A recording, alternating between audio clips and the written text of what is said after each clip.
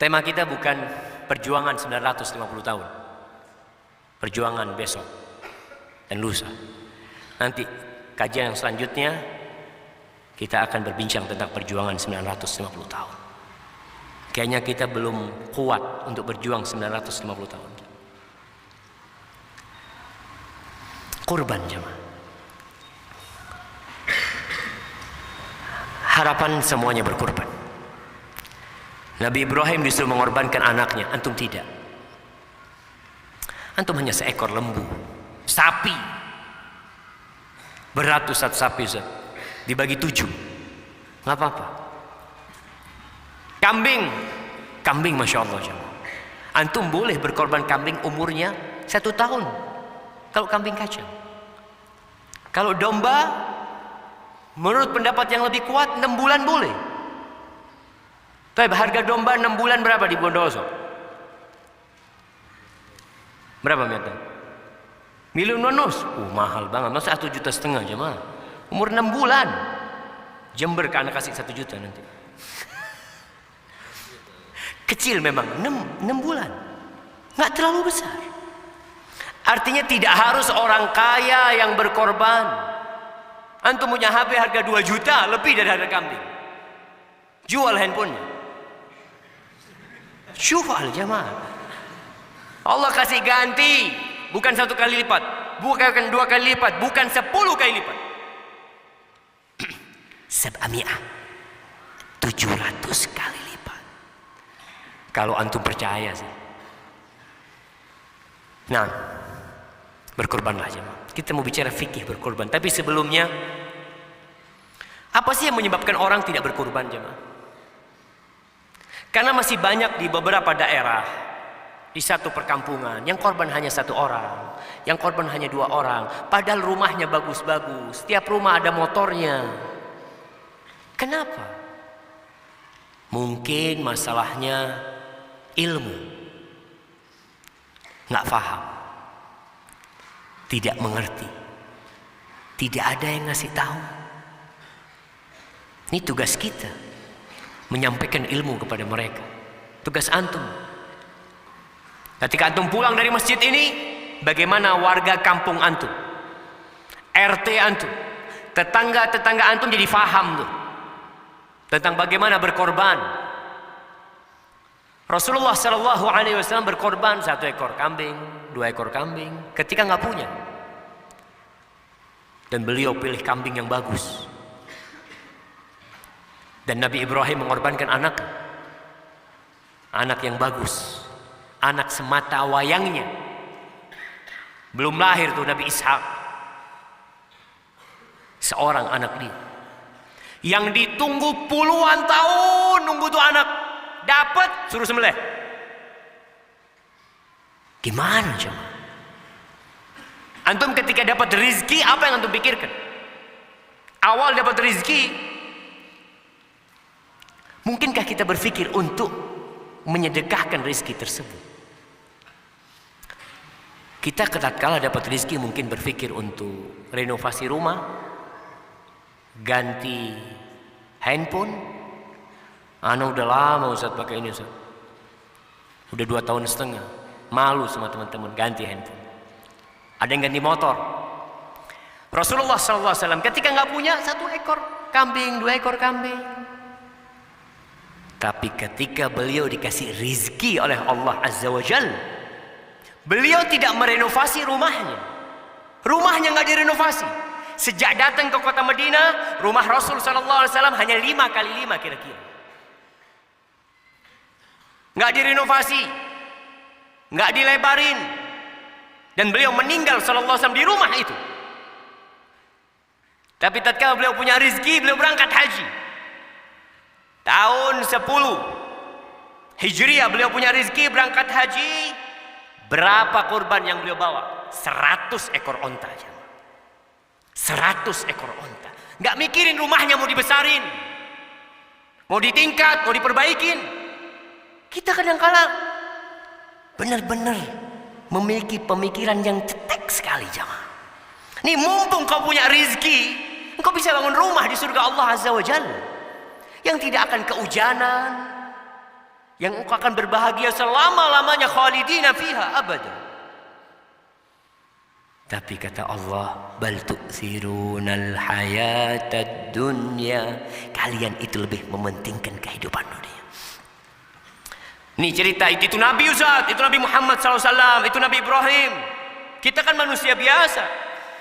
Hakim bin Hizam bin Khuwailid. Hakim bin Hizam bin Khuwailid. Keponakannya Khadijah binti Khuwailid.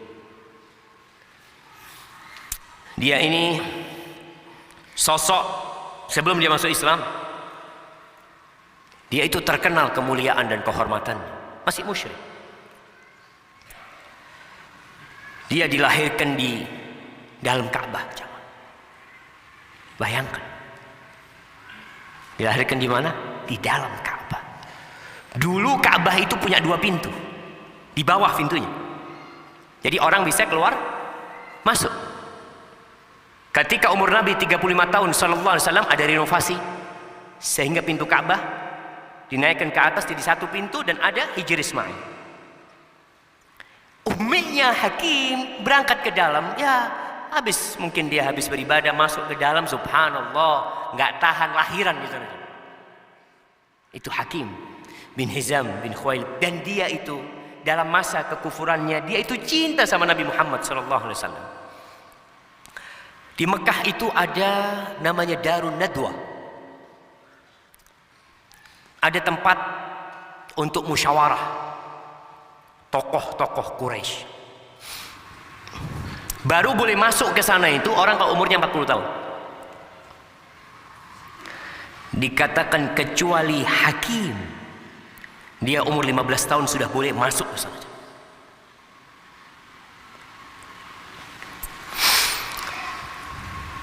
Ketika tahun ke-6 kenabian atau ke-7, di masa diboikotnya Rasul sallallahu alaihi wasallam di Syi'ab Abi Thalib, ada perjanjian tidak boleh ada yang kasih makan kepada Banu Hashim. Nggak boleh ada yang jual beli sama mereka, nggak boleh terjadi pernikahan dengan mereka. Hakim bin Hizam pernah kedatangan kafilah dagang jemaah dari Syam, semuanya sama dia dibawa ke Syi'ab Abu Thalib. Karena kecintaan dia kepada Nabi SAW dan untuk memuliakan bibinya Khadijah binti Khuwailid. Dia masih kafir jemaah. Supaya antum tahu bahwa saya Rasul sallallahu alaihi wasallam ketika mengatakan innama bu'itsu liutammima makarimal akhlaq. Aku tuh diutus sejatinya untuk menyempurnakan akhlak-akhlak yang mulia. Ada akhlak-akhlak yang mulia di antara orang-orang Arab pada masa itu. Dan Hakim ini yang membeli Zaid bin Haritha. Kemudian dihadiahkan kepada bibinya. Khadijah binti Khuwailid. Sama Khadijah dihadiahkan kepada Nabi Muhammad sallallahu alaihi wasallam. Sama Nabi alaihi wasallam dibebaskan Zaid bin Haritha. Antum lihat kemuliaan Hakim memberikan hadiah kepada bibinya, kemuliaan Khadijah memberikan hadiah kepada suaminya, kemuliaan Rasulullah sallallahu alaihi wasallam membebaskan Zaid bin Haritha. Ketika masa jahiliyah, Hakim itu biasa membebaskan budak. Sekali waktu dia bebaskan 100 budak. Dia sembelih 100 onta. Dia sembelih 100 sapi. Dia sembelih 100 kambing. Sekali dia sembelih 100 onta dan 1000 kambing. Itu kurbannya satu orang. Hakim masuk Islam terlambat. Dia itu hampir terbunuh oleh Hamzah pada perang Badar. Hampir aja terbunuh. Kadang-kala Hakim kalau lagi bersumpah dia mengatakan walladzi najani yauma badr, yang menyelamatkan aku pada hari Badar sehingga aku bisa masuk Islam. Kalau enggak mati kafir kata dia. Sampai seperti itu. Pernah suatu saat dia lihat di Mekah ada baju yang bagus sekali. Ditanya, ini pakaiannya siapa ini? Musim haji. Semua orang bawa dagangan ke Mekah. Ini bajunya siapa ini? Hada bajunya Ziyazan Salah satu raja di Yaman, sudah mati. Pakaiannya dilelang, dibeli sama hakim. Dengan harga, ya ada yang menyebutkan harganya 50 dinar. 50 dinar. Kali 3 juta, berapa jemaah? 150 juta. Harga bajunya. Dibawa sama hakim, dia masih kafir. Langsung ke Madinah dia. Dihadiahkan kepada Rasulullah SAW. Dipakai sama Nabi SAW. Afwan, ketika dikasih hadiah Nabi nolak. Biasanya Nabi terima, Nabi ketika itu nolak. Enggak, kita enggak terima hadiah dari orang kafir. Harapan Nabi SAW, hakim ini masuk Islam. Kecuali kata Nabi SAW, aku beli, aku bayar baru aku mau. Ya udah, hakim enggak enak, udahlah bayarin lah. Dibayarin sama Nabi SAW, dipakai sama Nabi SAW. Nabi naik ke mimbar, kata hakim, aku nggak ngelihat orang yang lebih indah dari Rasul SAW dengan pakaian itu. Subhanallah. Setelah itu sama Nabi SAW diberikan kepada Usamah bin Zaid, anaknya Zaid bin Harithah, yang mantan budak dulu. Yang Usamah bin Zaid ini jamaah nggak tampan orangnya, tapi bersih hatinya. Dia hitam kulitnya, tapi putih jiwanya. Dia itu hibbun Nabi SAW, kekasih Nabi SAW. Dipakaikan. Jangan tanya rambutnya, wajahnya, dia bukan orang tampan. Ketika dipakai, ketemu sama hakim di pasar. Kamu pakai bajunya Riyazan, kamu pakai bajunya raja nih, kata dia. Kenapa? Kata Usama, ana khairun min Riyazan. Aku lebih baik dari Riyazan. Dan bapakku lebih baik dari bapak dia. Dan ibuku lebih baik dari ibu dia. Ana muslim, kata dia. Subhanallah jemaah. Itu hakim benar-benar takjub dengan kebanggaan Usama, dengan keislamannya. Dia pulang ke Mekah cerita bagaimana Usama mengatakan dirinya lebih baik daripada Riyazan, dan betul jemaah. Seorang muslim lebih baik daripada orang kafir. Sebagian orang itu kata Allah kal an'am, seperti binatang ternak, seperti sapi dan kambing yang disembelih ketika Idul Adha. Karena dia seorang muslim, dia mengatakan aku lebih baik. Akhirnya dia masuk Islam. Kapan masuk Islam? Ketika penaklukan kota Mekah. Hampir berbarengan dengan Islamnya Abu Sufyan. Abu Sufyan masuk Islam malam hari, pagi harinya Hakim bin Hizam masuk Islam. Akhirnya Hakim ikut perang Hunain. Setelah perang Hunain, sama Nabi SAW, Hakim dikasih, karena masuk mu'allaf yang baru masuk Islam, dikasih 100 ekor onta. Hakim minta lagi, dikasih sama Nabi SAW. Lalu terakhir Nabi SAW mengatakan, ya Hakim, wahai Hakim, inna hadzal mal hulwatun khadirah. Hakim, harta ini manis dan hijau. Orang suka sama fulus ya, siapa yang nggak suka sama fulus di sini? Dia ngitung fulusnya mau kurban, tapi kadang-kala hatinya, Allah kebanyakan kayaknya Allah. Manis dia dan hijau, menyenangkan fulus itu. Wa innahu man akhadahu bisakhawatin burika lahu fi. Siapa yang mengambil harta itu dengan hati yang nerima, hati yang dermawan, maka Allah akan kasih berkah di harta yang diberikan kepada dia. Wa man akhadahu bi israfi nafsin lam yubarak lahu fi. Tapi yang minta dengan ambisi, ingin terus, ingin tambah-tambah, Allah nggak kasih berkah di sana. Wa kana kalladzi ya'kul wa la yashba. Itu orang seperti orang yang makan dan tidak kenyang-kenyang. Apa gunanya makan nggak kenyang? Apa kata Hakim? Beliau mengatakan, walladzi ba'atsaka bil haqq la arza'u ba'daka abadan.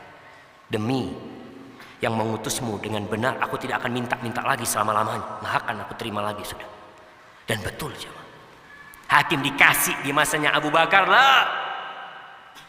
Di masanya Umar bin Khattab dikasih. Ada santunan memang yang diberikan. Tahunan itu dikasih tuh, sahabat-sahabat. Dari hasil bumi, dari hasil peperangan dibagikan. Kemudian ketika Umar menawarkan kepadanya, Hakim nggak mau. Lalu Umar, ya muslimun, lihat nih Hakim nggak terima, ya aku sudah kasih. Dia nggak terima katanya. Hakim ya enggak. Nggak mau terima dia. Kemudian hakim ini menjual Darun Nadwa. Darun Nadwa itu tadi yang tempat musyawarahnya orang Quraisy dijual. Kira-kira dijual, ada yang mengatakan 40.000 dinar, ada yang mengatakan 100.000, pokoknya dijual. Kemudian ketika dijual, ditegur oleh seorang sahabat. Apa kata sahabat ini? Mengatakan, engkau telah menjual kehormatan orang-orang Quraisy. Abdullah bin Zubair yang mengatakan, dia mengatakan, bi'ta makrumata Quraisy, kau jual kehormatan orang Quraisy. Yang beli Muawiyah. Kata Hakim, ibn akhi, dhahabatil makarim, nggak ada lagi kehormatan-kehormatan, udah hilang semuanya. Fala karama illa taqwa, nggak ada lagi kehormatan kecuali takwa sama Allah Azza wa Jalla. Ya ibn akhi, inni ishtaraituha fil jahiliyah bizikti khamrin. Kau tahu, aku dulu beli ini di masa jahiliyah dengan satu wadah khamr. Wala ashtariyanna biha daran fil jannah. Aku akan beli dengan uangnya ini rumah di surga Allah Azza wa Jalla. Aku jadikan kalian saksi, semuanya wakaf buat Allah Azza wa Jalla. Itu hakim jemaah. Zubair menceritakan bahwasanya ketika dia haji sama hakim, hakim ini menghadiahkan 100 ekor onta yang dikasih kalung-kalung dari perak jamaah, dihiasin jamaah. Tertulis di dalam perak, lembaran perak itu, haula utaqaullah an Hakim bin Hizam. Itu semua ya Allah yang dibebaskan oleh hakim untuk Allah Azza wa Jalla. Semoga hakim dibebaskan sama Allah Azza wa Jalla. Dia tidak berkorban 1 ekor kambing untuk menebus dirinya. Dia berkorban 100 ekor onta, dibawa ke padang Arafah. Itu ontanya. 1.000 ekor kambing dibawa ke padang Arafah. Diajak wukuf sama hakim. Setelah dia masuk Islam, kemuliaan bertambah mulia. Dan ketika hakim mati, subhanallah, ini yang mengherankan dia. Ketika mati, ceritanya Az-Zahabi, ceritanya Ibnu Katsir, dia mati menjadi orang paling kaya jemaah. Aghnan nas. Jadi jangan berpikir ketika antum lebih banyak mengeluarkan harta antum, antum akan jadi miskin. Kemana iman jemaah? Kalau tahun lalu antum berkorban 1 ekor kambing, tahun ini 2. Kalau punya, kan wajibnya 1. Ya, bicara wajib 1. Tapi Nabi SAW bawa tuh 100 ekor onta. Kalau bicara iya 1 cukup buat 1 keluarga, cukup. Tapi kalau kau punya lebih, kenapa nggak kau? Ini waktunya hanya sedikit jemaah. Hanya tanggal 10, 11, 12, 13 selesai, habis gitu antum harus nunggu lagi tahun depan. Dan siapa yang menjamin antum hidup sampai tahun depan?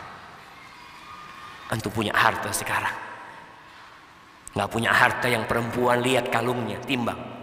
Harga emas lagi mahal nih sekarang. Berapa harga emas sekarang jemaah? Bismillah, belikan kambing dengan harapan Allah membebaskan kita dari api neraka.